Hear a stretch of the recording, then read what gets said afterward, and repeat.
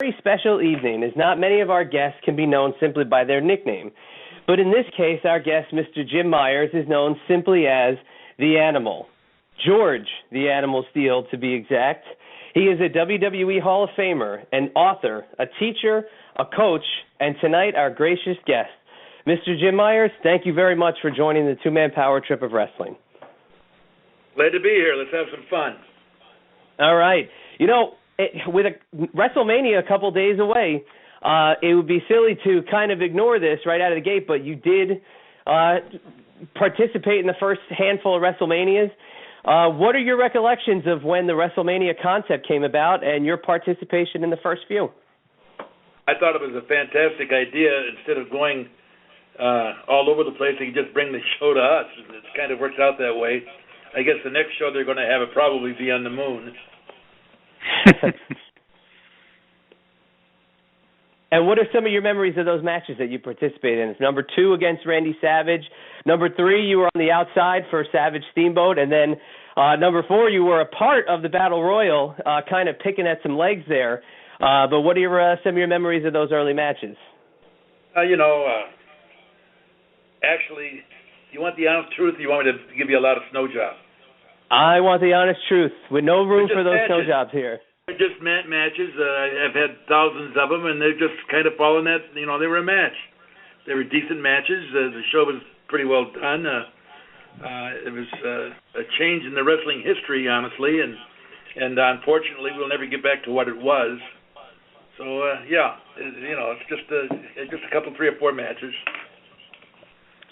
Now, one of your main big feuds was with the Macho Man, Randy Savage. What are your thoughts on working with Randy, and what are your thoughts on Randy, as an individual?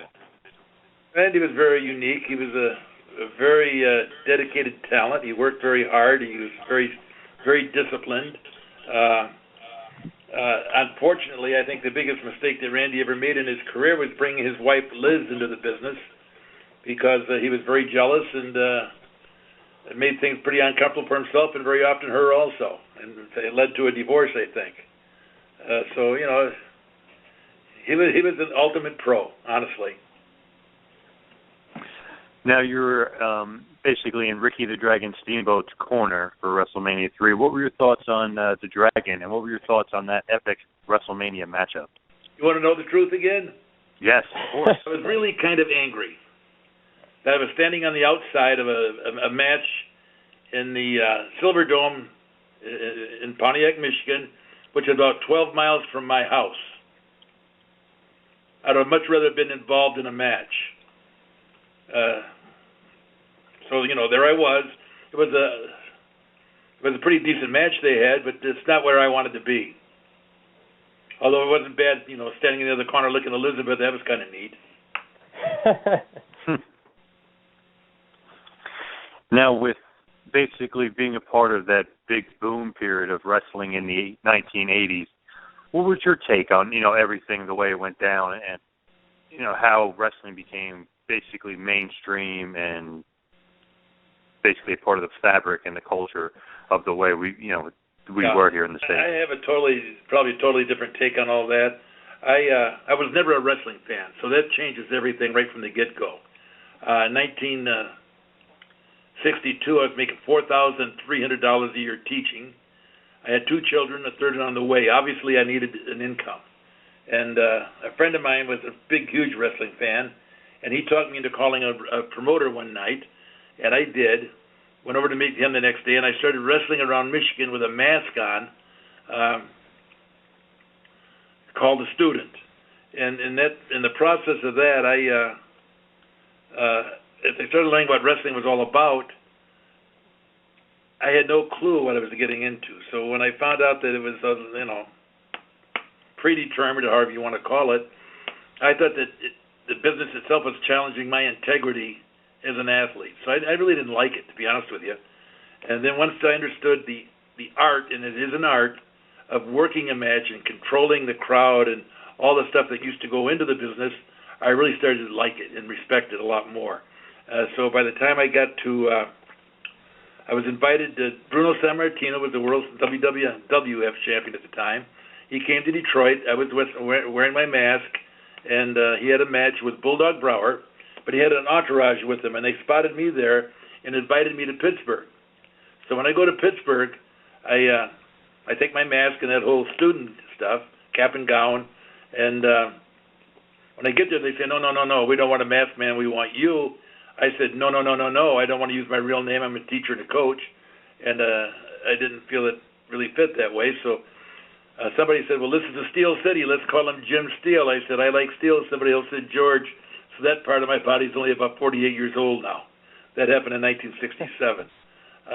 From then on, I was in Pittsburgh the following year because we did great business in Pittsburgh and sold it out 2 or 3 times with Bruno. I was then invited to the WWF out in the Northeast, and my first show was in Boston and New York and Philadelphia, and we had great crowds. We did a lot of great business, so I was invited back the second year. I didn't have a manager. I did my own talking and was pretty good at it. And then about the third year, they didn't know that it was going to be, they didn't invest a manager in me because they didn't know if I was going to be coming back. Or, I didn't either. Once I really started getting over, they decided that they wanted to have a manager for me so that they could talk when I'm back in school teaching and coaching. And so we went along with that, and it worked out great for a long time. And then at one point, Vince McMahon Jr., basically back then I was working for his dad, Vince McMahon Sr., when Jr. came onto the scene, we were doing some interviews one day, and he said, I was doing my articulate interview, and he said, no, you're making too much sense for an animal. So I went into the stupid stuff. He said, that's what we want. And so I was stuck with stupid stuff for the rest of my career, which made a lot of money, by the way, but it really did handicap things too, to a point. But I always had a pretty articulate manager with me, so it worked out fine. But that's how that all came together. It's kind of crazy. And back then, Steve, now our business back then was TV was strictly done to advertise the arena shows, which really made a lot of sense back then. And you sold your business in the arenas and promoted it on television. Now they do the whole package. They kind of really do everything on television, and it's totally changed the business. So the psychology part of it that I used to really enjoy doing is not part of it anymore. It's a totally different business, one that has been done very well, but it's just not the foundation that I enjoyed. And it's actually... I'm sorry, John. Go right ahead. Oh, sorry. I was going to say you mentioned Bruno, which we'll definitely get into, but I was just really curious about who actually trained you. I know you said he was up in the Michigan area, but who was actually your trainer? Bert Ruby was the promoter. He sent me to a gym in Windsor, Ontario with Gino Brito and 4 or 5 other wrestlers. And what they did back then, they'd take you to the gym, give you some pretty heavy calisthenics, get you in shape kind of talk, and then one by one they'd take you in the ring and beat you up.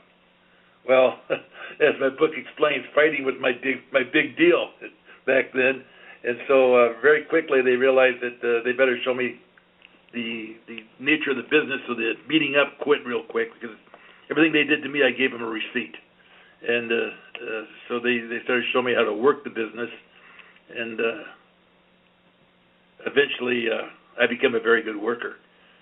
That's why I was able to, a lot of people don't realize this, but back in the 60s and 70s and early 80s, I was was the very top brawling heel, vicious brawling heel in the history of the WWF and then later on the WWF.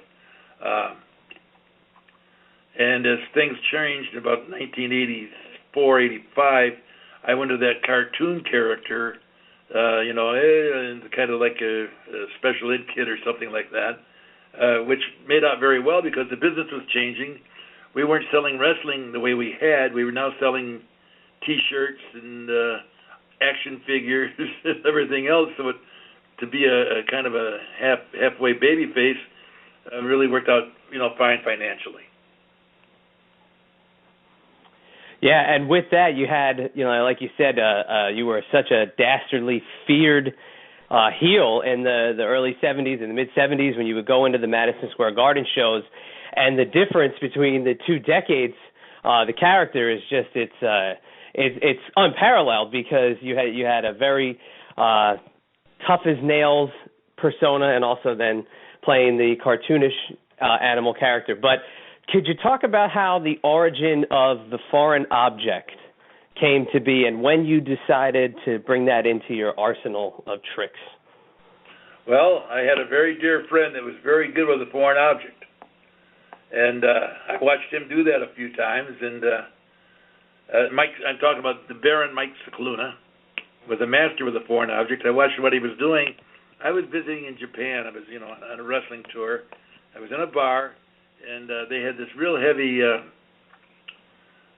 flat, heavy steel bottle opener. And I said, "Let me see that." And I said, "Could I have that?" And so the Japanese like to give you gifts. Anyhow, they give me the bottle opener. So I put tape on it, and I used it that night in Japan and started a riot. So I brought it back with me into the United States, and that was my foreign object. It was the real deal. You could knock somebody out with it, to be honest with you. And the funny thing is, the reason I call it a foreign object is because it was from Japan. So it was a real foreign object. A lot of guys use, I don't know, tongue depressors and stuff like that, but mine was a foreign object. And I would hide it from the referee, and I'd tell referees, if you ever see my foreign object, disqualify me. Now that does 2 things. That does 3 things. First of all, it makes me work harder to make sure the referee never sees it. It makes the referee work a little harder trying to see it. And in all reality, it makes the referee look stupid because he can't see it. So it becomes crowd participation. Everybody in the arena, I'm showing it to everybody in the arena, but my body's always between me and the referee. So everybody sees it but the referee. I zap their, Strongbow, Bruno, or whoever with the foreign object, and the people see me do it. So they're telling the referee what I did, and everybody in the arena is trying to tell the referee. Now he's trying to find it, and I'm playing hide-and-go-seek with them. It's kind of like back in the classroom, with kids with their rubber bands and spitballs and stuff. But it really got over, big time. Which actually, ironically, it could work too in your babyface character, and just use the reverse for the referee to look even more like an idiot, because now the fans are cheering for George to pull out the foreign object. Exactly. So now, could you tell us a little bit about going to Japan at that point of your career? What was the crowd like, and how were those first tours of Japan for you? They were all right. Japan was a little bit different. They respect people a little bit differently than they do here. They're very, very conservative. Instead of booing you or calling you names, they just start whistling when they get mad. So it was kind of strange that way. And I, in Japan, drove everybody nuts, including the promoters. I would usually, the main events, they have a flower girl give you flowers, and you're supposed to go give it to the most beautiful girl at ringside. Well, I'd find the oldest, toothless sweetheart out there and give her the flowers. And then I would chase all the young girls with my look. I'd chase them all over the place. In Japan, I had a lot of fun, to be honest with you. They see you every day on TV in Japan. So in the stores there, they might have, let's say in a department store, they might have, where we'd have 1 or 2 people behind the counter, they might have 5 or 6 just because of the numbers of their country. And I'd get about 8 feet away, and I'd just stop and look at them with a crazy look and make one move like I was going to run that way. And these gals would dive out. They'd run all over the store. So I entertained myself that way. The business itself over there was pretty unique. I had a lot of fun with that, too. It was good. I love wrestling in the States a whole lot more, to be honest with you. Now, in the 70s, you were basically, as you mentioned, you were a monster heel. And was it strange also being a coach and a teacher during basically the same time period as you were that big monster heel? No. I can tell you this right now. I wrote this book, Animal, and I look at it, writing the book, I started looking at my life through the rear view mirror of life. Because everything was happening. In fact, I feel kind of embarrassed. I'm pretty egotistical. I thought, boy, am I doing some great things. But after I started writing the book and seeing what all happened in my life, I realized that God was in control before I was. And it was just amazing how things worked out. Nothing was planned. Everything just worked out the way that I guess it should. What was your question to me just a second ago? Was it strange being a coach and a teacher, but also being a monster heel at the same time? Okay, I was telling you, I looked through the rearview mirror, and God is in control. I lived and taught in Madison Heights, Michigan, just outside of Detroit. The WWF and the WWF TV never came into the Detroit area. So when I was out there doing the Georgie Animal Steele thing, the kids back in Madison Heights never saw me doing it. They only saw me as a student, and they didn't know it was me with a mask on in Detroit, which is kind of neat. Now, occasionally, because kids from the Northeast would move into Madison Heights occasionally, and they would recognize me. And this is kind of funny. I think it's cute. So every once in a while, I'd see a kid with one of the wrestling magazines or a program from the Northeast with a group of kids around him, Madison Heights kids, and he's showing them a picture of this wrestler. Me. So finally they'd get enough nerve, they'd come and say, "This is you, you're a pro wrestler." And I take the picture and look and say, "Well, I guess he kind of looks like me a little bit. Do you really think I'm that ugly?" That's what they're going to say. And so every once in a while when that happened, that's how I worked my way through that. They never really saw me wrestle in Detroit until 1984, I think it was. I was in a Madison Square Garden show on a Saturday night, and then Monday I was at football practice, and I had 90 kids lined up, for calisthenics, and no one had ever said anything to me about being a wrestler out west, other than the programs and the ha-ha. And so when we did our first set of calisthenics, then we broke down for like a jumping jacks, or some people call it a side straddle hop. 90 green tongues came out. So I was caught. The following year, our football team was undefeated. That was the last year that I coached, 1985. And then in January of '86 is when I left teaching full-time and came to the Northeast. Now, a lot of people thought that I taught for a couple of years and my whole career was wrestling. My career in wrestling was part-time until 1986. And then I retired permanently in 1989, really. Well, I come back and did a few other things with the WWF because I was an agent and it was just handy to do a few things for them. But, basically I was a full-time coach and teacher, a part-time wrestler, and on top in the biggest industry, in the biggest company in the industry in the world, the WWF and WWF, and I'm doing main events and going back and doing my teaching stuff. And people didn't even know it because of the difference in the TV. Isn't that kind of strange? Very. It's definitely. Tell me, God, definitely what's the strange. control of that one? If they'd have saw me what I was doing in the 70s, if the school board would have saw that, they'd have fired me. Yeah, they could have questioned any kind of disciplinary practices at that point. But kind of just sticking with your teaching and your coaching career, what did you enjoy the most about teaching and coaching wrestling and football? I loved coaching wrestling because it's really a sweat-on job. You're working with kids individually, and it's an individual sport, and we had a tremendous program, which means wasn't that I was a great wrestling coach, I had great kids. We started a program in 1967, January 66, 67, not January 66, 67, and 69 we won the state championship.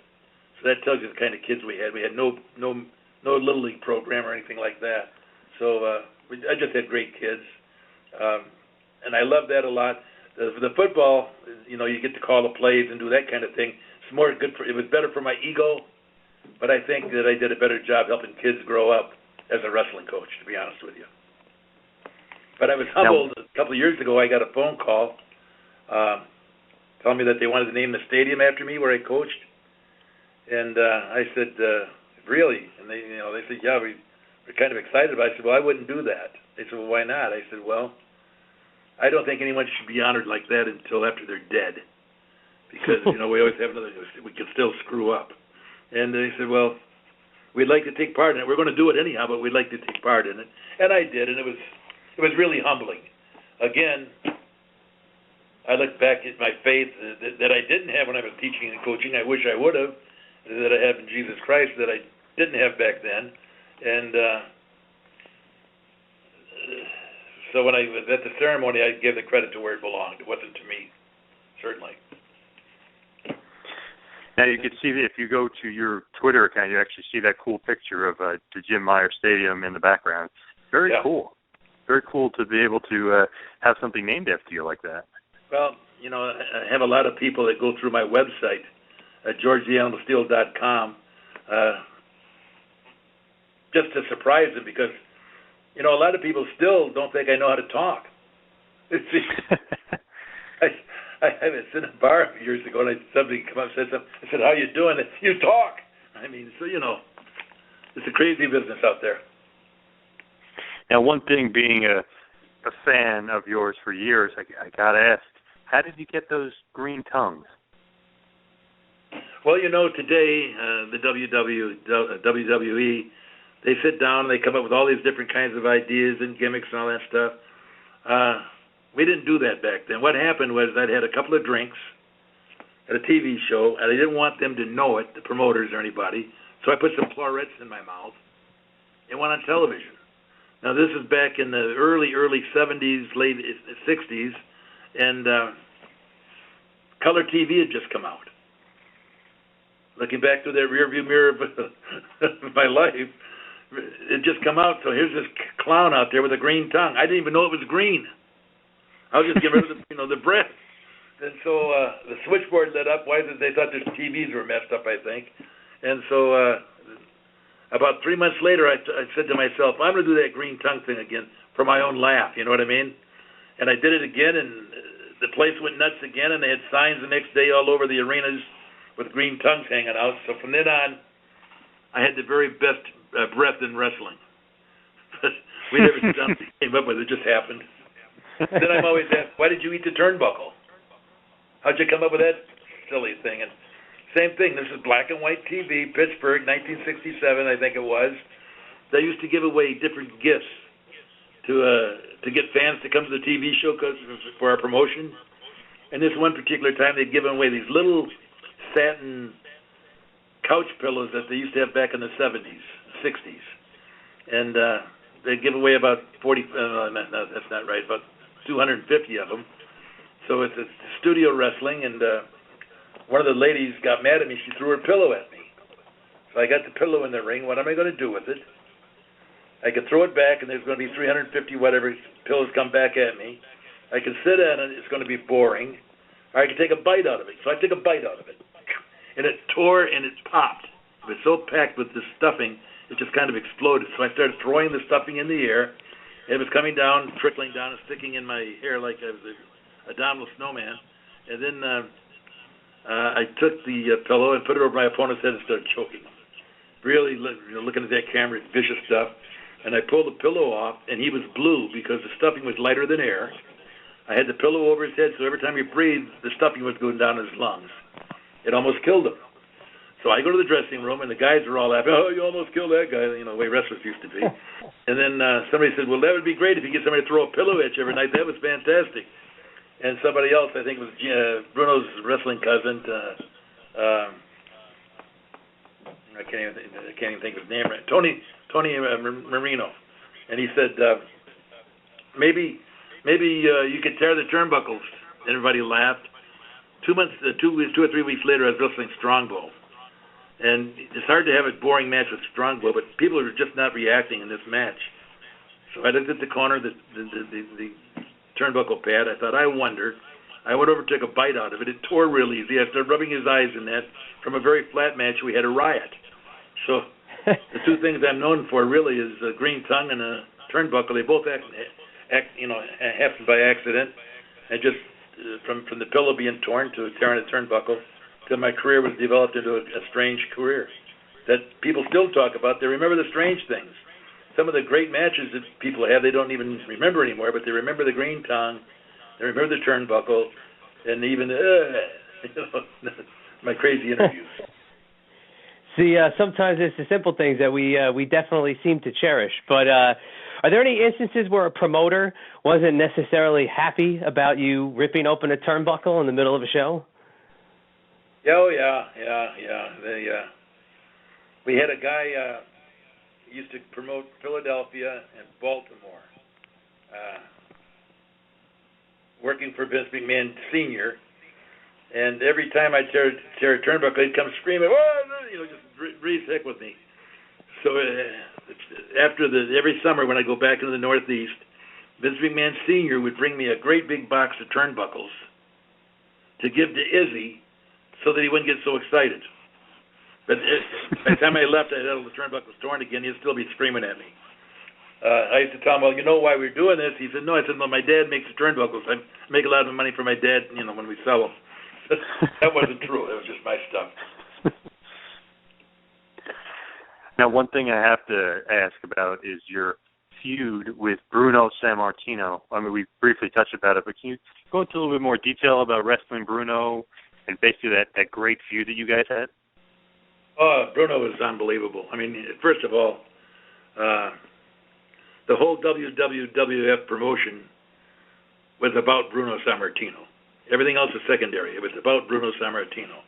And Bruno was such a different kind of talent, really, because he was over so strong. I worked on shows where they had like Hulk Hogan, who was really over pretty strong worldwide, but nothing like what Bruno was in New York, Philadelphia, Boston, and that Northeast. Bruno was, I'd never seen him like it before. And Bruno, I was a heel, so I'd go to the ring first. The people would go crazy. And he'd wait until they, start to come down a little bit, and then they would announce Bruno, and he'd be looking out the crack, and I knew he was watching. So every night, every time the crowd would start to come down, I knew he was about ready to come out, and then make that big announcement, Bruno's down, and the roof would go off. I would start working the crowd again. One time I kept him in the gardens almost 20 minutes. He couldn't come out because I never let the crowd come down. I had a lot of fun with him that way, but he was in great shape. He worked so hard that you had to be in shape to stay up with him just in the show, because he was just over so strong. I remember times in the gardens where his fans, who were mostly Italian, would come sliding and running down the aisles like they want to kill you. And I mean, it was just I got pictures of it where they have like 15, 20 of New York's finest police around the ring just to get me to and from the ring, because they loved this guy so much. We didn't have barriers back then, so the police was very important. I had people in New York try to kill me. I mean, it was just over-the-top stuff. The deal was, wrestling back then was always predetermined. Okay, we always knew who was going to win, but we didn't know how we were going to get there. There was none of this dance stuff like they have now where everything's choreographed. We actually wrestled until we felt like it was time for the finish. And so usually our matches would last anywhere between 30 and 45, 50 minutes with an hour time limit. A few times we went the full hour by plan, but everything was real. And so, you're going 40, 45 minutes real hard and tough, and you're actually doing some wrestling stuff. It's very believable for them and you too. Sometimes I thought I was going to die of exhaustion in the ring. And Bruno was the same way, but he was in such great shape. Golly, Pete. Now, what's the relationship like with Bruno behind the scenes? Behind the scenes, Bruno was just Bruno. He, I had a lot of respect for Bruno. He did a lot for me, honestly. But he was the real deal. I mean, it was, he didn't walk around saying, "This is a put down, okay?" But in a nice way. Nowadays, the guys that are supposed to be superstars, "How you doing, brother?" and all that nonsense. There wasn't any of that stuff. I mean, he didn't walk in the dressing room and go around shake everybody's hand. "Hey, brother, hey, brother." Hey. That's, that phony friendship never did work with him or me. I never bought into that kind of stuff. Becomes very redundant. Doesn't mean much, does it? Now, was there ever any heat between you two? Because I've read that there was a little bit of heat between you guys. Yeah, that was more probably later on. We were, very in competition. We were pretty brutal, but it was always a friendship. I don't know. You said you heard about. Tell me what you heard, and I'll tell you exactly what we're talking about. No, not really anything specific. Just that you guys basically didn't get along for a period of time. Oh, that was after we were both retired. After we were both retired, that's become a bit of a problem. Very simple. Bruno was always very much into this is real and I'm the champion of the world type thing, and that's nice, whatever. But at one point, he made a statement to a lot of people that most wrestlers were just gimmicks, and he referred to me as a gimmick. And my wrestling behavior was my character, it was my wrestling character. It wasn't a gimmick. The gimmick was my foreign object. And so that went to a couple of magazines, and I had a magazine call me up asking what I thought about that. And I said, well, if we're going to talk about gimmicks, let's talk about the WWF Championship belt. It's the biggest gimmick in the business because it's not real. Nobody really wins it. That pissed him off. And, and I knew it would. But I didn't like him going around telling everybody that everybody else was a gimmick and he was the real deal. So, it is what it is. I did a lot for Bruno. I made him look very good, like a great champion. He did a lot for me. Positioned me very well in the wrestling business. So I respect him totally, but when the rubber comes to the concrete, the truth comes out. Yeah, and when Bruno was back in the mid to late 80s, when you had your final run there, he was very outspoken when he departed the company. Did he try to rely on some of the older guys in the business to kind of support what he was saying, or was he still on his own? No. His own planet. I was in total support of Bruno when he did that. Bruno and I were very, very close back then, and that whole thing come down to a lot of backroom politics with Vince McMahon Sr. and then Vince McMahon Jr. come in the deal, and before Jr. come in, Bruno was kind of like Vince's son. He was going to, it all changed when the younger son, when the real blood came in, it changed. And I tried to explain that to Bruno. I said, well, he told me he's going to do this, he's going to do that Irish son of a gun, And I said, but that's his son, it's blood, it comes first. And he never did buy into that. But so be it. That's the way it is. That's the way the world is. What's the difference between Vince Jr. and Vince Sr. having to have work for both of them? Well, I have nothing but admiration and respect for both of them. Vince McMahon Sr., next to my father and a couple of people that coached me, Duffy Doherty from Michigan State and those kind of people, Vince McMahon Sr. was one of the most honest, strong, take his word, take it to the bank type guys that I've ever met in my life. I had nothing but total respect for that part of him. Vince McMahon Jr. had a lot of the same characteristics, but the world changed and the business changed. Back when the father was running the business, it was more like a family business. When Junior took over and did it very well, it became a corporate business. So it was a totally different thing, totally different atmosphere. I think one of the best things that happened to some of the wrestlers, or most of the wrestlers, was when they started getting contracts. When I first started the business, everything was on a handshake. And Vince Sr., his handshake was his word, and it was always better than what you would think. When we started going corporate, the handshake was out of the business. It became a little bit more cutthroat. A lot of guys started kind of sucking up to the promoter, to Vince Jr., and it just kind of, the whole change, the character of the business changed, which I think is too bad. Although I think it's too bad, but it's a multi-billion-dollar-a-year business. So what does it matter what I think?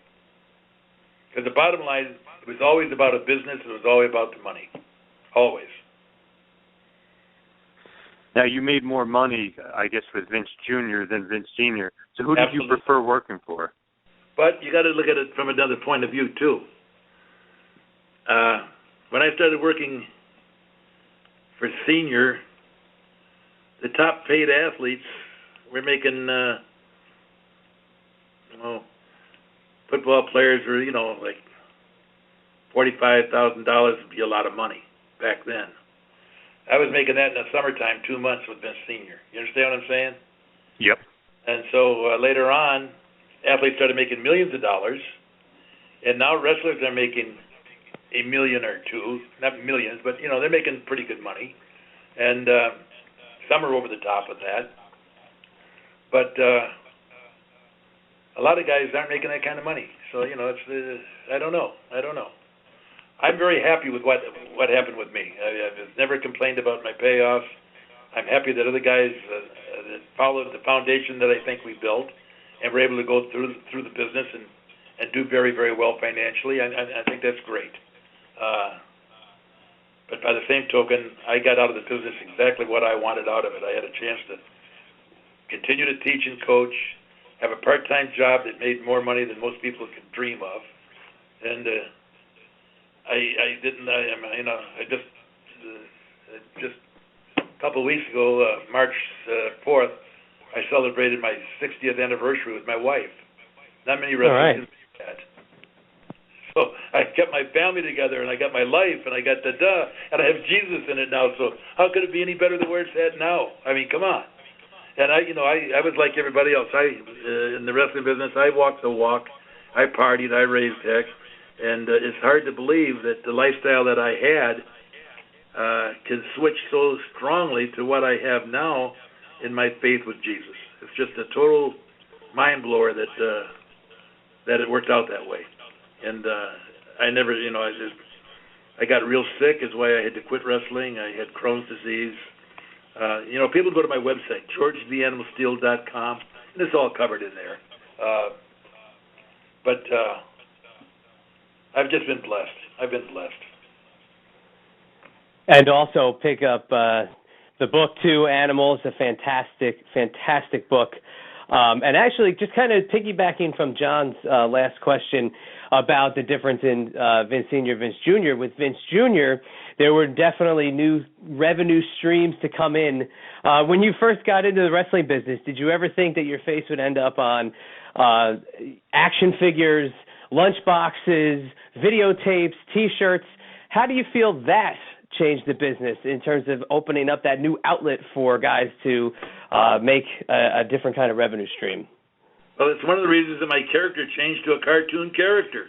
I mean, who would want to buy the George the Animal Steele action figures and stuff if it was the old George, the nasty guy? It just changed, it changed the income, the way we made money. Honestly, you can make more money selling an action figure than you can traveling to, let's say, Iowa somewhere to wrestle. You can make more money in one day at a Wrestlemania than you could 6 months running around the country. So everything changed. And a lot of pluses, a lot of negatives. It's like always. When one door closes, another one opens. Sometimes the door that closed, you kind of miss it. But the door that opens was great. I mean, all I can say is I've been blessed. I was able to be one of the major main event characters in the WWF and WWF. Then I was able to ride the wave of Hulk Hogan. And I live on the ocean now, and I see these guys out here surfing. I was kind of surfing on the waves that Hulk made. And that was my retirement money. So what can I say? I'm not going to knock anybody. They were all great. Any favorite piece of merchandise that came out of the 80s era? The original action figures were pretty neat. The original ones. Right. with the green tongue and the painted on chest hair. That was definitely iconic, to say the least. And then when the Pacific Jacks came out with their version of it, I had the only one that had body hair on it. And I negotiated for the body hair. I mean, I had that input. But what happened was, this is kind of funny too. It's the way the business is. They got, I did that on my own. And that was, I made that contract myself, and I dealt with them that I wanted to have body hair on it. But by the same token, they were making these doll action figures in China, I think. And the first batch, Walmart was in a hurry. They wanted it right now, and they didn't have time to put all the body hair on it. So the few thousand came out, maybe 7,000 or 8,000 action figures with no body hair. They're the most valuable ones, not for the collectors. I mean, who knows? But they sold all these with body hair, and the guys that got the ones with no body hair has got the most valuable one out there when they're doing the collection stuff. Yeah, there's somebody out there who's definitely shaking their head right now while looking at both the body hair and the no body hair. So we're definitely appealing to that part of the audience right now. But if we can move forward just slightly a little bit, when you became an agent, that was also an interesting time because there was a lot of unique personalities in the backstage area. Anything that stands out to you about your transition into being an agent? Well, that was a whole other story. Vince called me. I had quit wrestling. I had Crohn's disease. I was pretty sick, and I was on some heavy medication. He called me and wanted me to become an agent. I mean, we talked for about an hour, and I kept saying, no, I'm not interested. That's not me. That's not what I want to be. No. And after about an hour, he says, well, talk to Pat. That's my wife. And he said, she's smarter than you are, and she might have some suggestions for you. So I said, okay. I was supposed to call him the next day. So I talked to Pat. She said, what do you think? I said, I don't want to do it. She said, well, don't do it. I said, okay. Then Vince called up the next day and said, well, did you talk to Pat? I said, yes. He said, what did she say? He said, if you don't want to do it, don't do it. So then we had a great conversation, really. He told me, he said, we have a lot of people that are agents. And I told him the reason I didn't want to be an agent is I didn't want to just become another stooge. That's not what I am. And he told me that he had great respect for me and my love for the business and the way I took care of business. And he had too many stooges around him. He wanted a straight guy that he could depend on to tell him the straight stuff and so on. And I said, well, I'm not going to go behind anyone's back. If I have a problem with somebody, they're going to know it first. I'm not a stooge. I'm not a squealer. That's not how I operate. He said, well, that's what I want. He said, I want somebody that loves the business, respects it, but also will keep me in the loop. I said, well, I can do that. So went along pretty good, but we had some guys in there at the time that were just a new breed. I was from the old kayfabe days, show and don't tell, we were now, the guys are getting contracts, so the kayfabe days were over. The reason we had kayfabe was I was an independent contractor, so the business I was protecting was my own. Once these guys signed contracts, it was Vince's business. They could care less. Now it's more like actors in the movies and it just, the whole concept changed. And I had a hard time with that. I think Vince did it first, but he realized that there was no turning back. And I got into a couple of guys. One was Lex Luger. Lex Luger had no respect for authority. He's got a book out. He talks about his lack of respect to football coaches when he's playing in the NFL or college football. He just didn't respect authority. And I've always been pretty well respected by people, but Lex Luger was a different deal. And I really didn't think much of Lex, to be honest with you. Then years later, as God will do it, we were in Phoenix, Arizona at a Christian gathering, and he had just become a follower of Jesus. And I told my wife, I said, well, if Lex is going to be there, because Elizabeth had already died, they had the drugs thing had already happened, I just don't want to be around him. And my wife said, well, you're going to let Lex Luger come between you and Jesus? So her and I went to Phoenix. She said, if you see Lex, just go the other way. As God would do it, we signed up at the desk. I'm walking down towards my room. He turned a corner, and we physically bumped into each other. It was like, bam. I put my arm around him right away, and he started sobbing. And it was just like, it was instant. And then two days later, we was in front of 2,000 or 3,000 people where I was holding his hand and patting his back while he did his testimony. So things work out funny, don't they?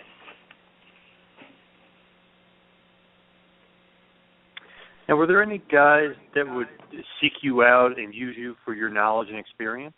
Oh, all the time. All the time. Do you have any specific memories of maybe a specific guy that did it? Oh, yeah, let me think. So many of them. You know what? One particularly was Helmsley. HHH? Yep. When he first came to the WWF, different agents would have different guys assigned to them. He was assigned to me. And he had been broken in and trained by Killer Kowalski, who's one of my very best friends. So, yeah, we worked a lot with him to get his persona down a little bit better, and he turned out to be a pretty good worker, didn't he? Yep. And then another one, the kid died. I can't even think of his name now. The blonde-headed girl was his manager. Chris Candido. Chris Candido, yeah. Yeah, Chris, that's right. That's exactly right. And he was just like, a sponge, talking and asking questions all the time, and then using them. We had a guy, one of the dinks, Doink. Same way, always. Could I do this? One day we were having a show during a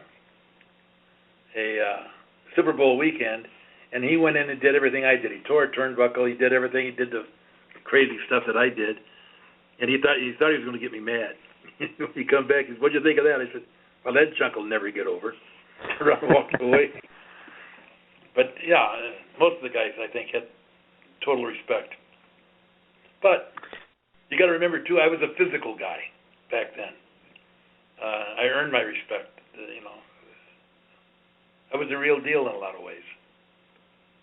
Now you mentioned Triple H. He sought you out, and something that he was a part of was the Clique. Did you have any? They had a bad reputation behind the scenes. Did you have any altercations with them? Oh yeah. I thought that Sean knows what I thought of him. I thought he was a complete jerk. I thought that Diesel was a tall guy that didn't know how to do anything, and Razor was a very talented stoop. I mean, he was very talented, but he just,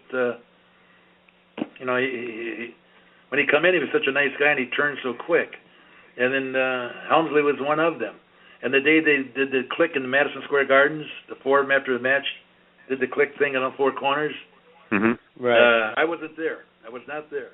But I'd heard about it, and the TV was the next day. It was a Tuesday, and the Gardens was Monday, that particular show. Helmsley come up to me. He told me what had happened. I'd already heard. And he says, I think I screwed up. I said, you sure did. I said, I said, you got,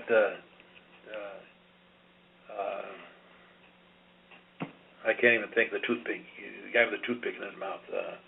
Razor Ramon. Yeah, his real name, though. Oh, Scott Hall. Scott Hall. I said, you got Scott Hall and Diesel are going to the WCW. They're leaving. So there's no issue there. I said, and Shawn Michaels just became the champion. So who's going to take all the heat? He says, true. I guess I am. I said, you're exactly right. He says, how do I handle that? I said, you keep your mouth shut and just take it. It'll blow away. It'll blow over. And it did. But he was on that deal, he would have been the short end of the stick. Yep, definitely. Was it difficult dealing with the Clique, being an agent at that time? Well, basically, I had no respect for them, talent-wise, none at all. So I think they might have had difficulty with me too. It's a two-way street. They were, the kayfabe was gone. Shawn Michaels had been beat up in a bar in Utica. Bill Watts is a good friend of mine that was a promoter in Oklahoma, and if a guy got in a fight, that's fine as long as he won, but if he got beat up, hell, they'd fire him. we had a guy that got beat up there with the champion, so it was a little bit backwards. But, Sean and I are pretty close now. Sean and I worked that out. He found faith in Jesus, too, by the way. And we worked that all out. I have no problems with Diesel. I've done a few independent things with him. We get along fine. Back then, it was a little different deal. They were striving, trying to make more money. I understand that. I mean, come on. That's stupid. But they didn't respect the business the way that I thought it should have been respected. That's the bottom line. What was it like getting back in the ring in '98 when they had you It was basically stupid. Bring back your old it was stupid. The honesty's oddest guy. Come on, made a lot of money, but that was stupid. Now I'm one of them. The kayfabe was out the window on that one. You also actually made a brief appearance in WCW with Jeff Jarrett. How did that come about? Well, that's funny. Things have been happening, and Vince McMahon was always very big on closure.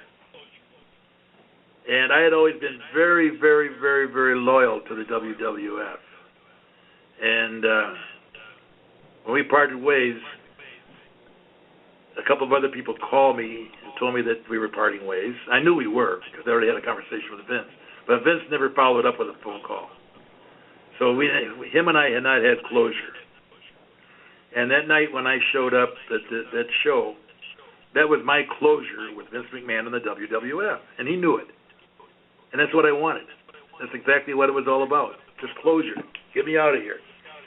I was at a point where I didn't need any more of that stuff. I was out of it. It was done. I was, had my health challenges. And they called me up, wanted me to do that, and they started talking about how much money. I said, don't worry about the money. I just want to do this. So it was closure for me.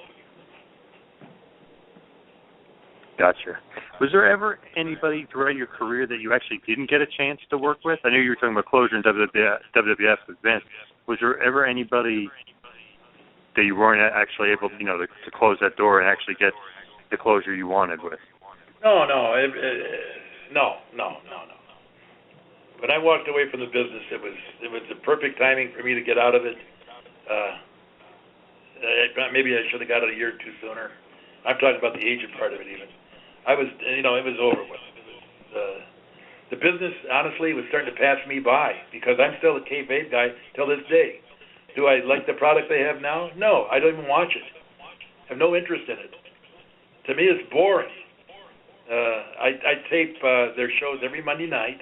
It's 3 hours, and then I can run through it in 15 minutes and see anything I might want to see, and then I delete it. If I see somebody, like, say, Bruno or, some of the guys from back when, I might watch a little bit of it, but that's it. The stuff they do now does not intrigue me any way whatsoever. I think they're great athletes. They're not tough guys. They're just athletes. They're showmen. I was too. I understand that. But at least I could back it up. Now it's just Hollywood guys. Come on. Pretty boys. Now, your career... Great athletes, and they're making a lot of money, and I'm glad for them. It's just not my cup of tea. I get you, yeah. With your career, you've had quite a run, but it's funny looking now, you've made a huge impact on culture.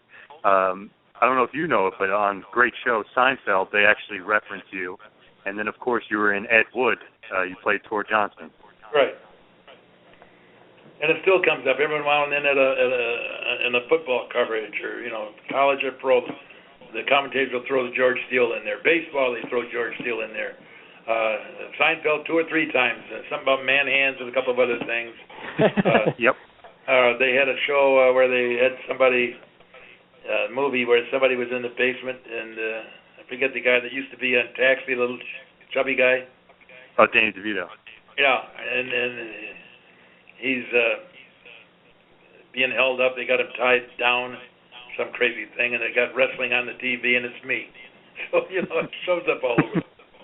It still does. In fact, the other day, Bill Murray was on the O'Reilly show when he threw George Steele in there. Wow. All right.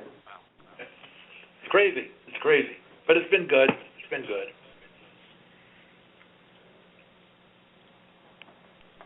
Well, what do you feel as you know, the book has come out, the website is active. What do you feel your legacy is in the wrestling business?